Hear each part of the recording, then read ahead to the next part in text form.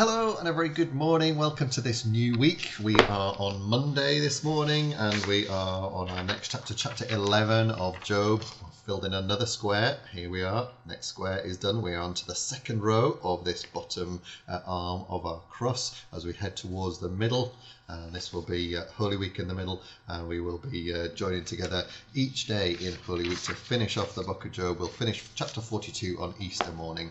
And well, if you've been following us so far, you will know that in the previous 10 chapters, Job has been having a great time, and then having a terrible time, and then having an even worse time. And we've heard his heartfelt pleas to God, and his really good. I've really found it fascinating and really interesting and quite freeing, really, just his honesty and his integrity as he talks to God. And we've also heard how in the bad times they've got even worse, as his comforters tried to comfort him but didn't really offer him any comfort at all. And he's had two so far. The two comforters have been there. He's had Eliphaz, who came along, and then there was Bildad. He came along. Neither of them were any help whatsoever, but we did hear Job not only answering them but also crying out to God again and again. That's what he was doing the last time when we met on Saturday in chapter 10. We heard how he called out to God after Bildad had eventually been quiet. And now he's got his third comforter.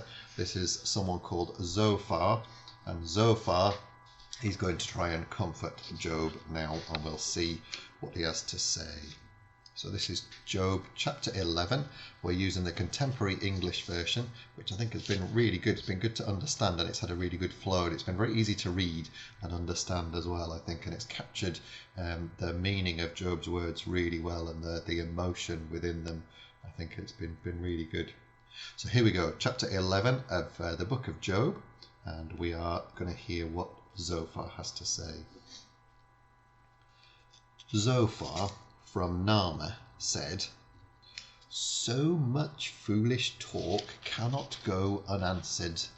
Your words have silenced others and made them ashamed. Now it is only right for you to be put to shame. You claim to be innocent and argue that your beliefs are acceptable to God. But I wish he would speak and let you know that wisdom has many different sides. You would then discover that God has punished you less than you deserve. Can you understand the mysteries surrounding God all-powerful? They are higher than the heavens and deeper than the grave. So what can you do when you know so little, and these mysteries outreach the earth and the ocean? If God puts you in prison or drags you to court, what can you do? God has the wisdom to know when someone is worthless and sinful, but it's easier to tame a wild donkey than to make a fool wise. Surrender your heart to God, turn to him in prayer, and give up your sins, even those you do in secret. Then you won't be ashamed, you will be confident and fearless. Your troubles will go away like water beneath a bridge, and your darkest night will be brighter than noon. You will rest safe and secure, filled with hope and emptied of worry. You will sleep without fear and be greatly respected. But those who are evil will go blind and lose their way. Their only escape is death." That's the end of chapter 11, the end of Zophar's words.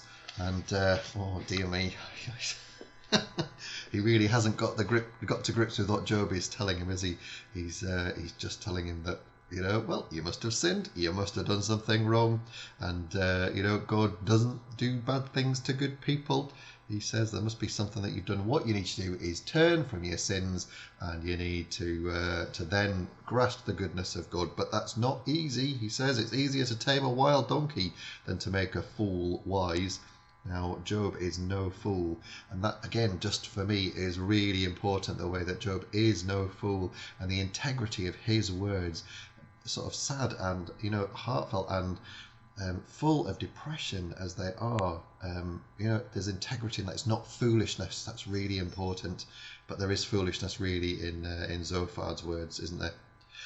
Tomorrow we're going to find out what Job says in response to Zophar. So come and join me then for chapter 12 when we begin the next chapter tomorrow. Join me then. Have a really good day today, and I'll see you tomorrow. God bless. Bye-bye.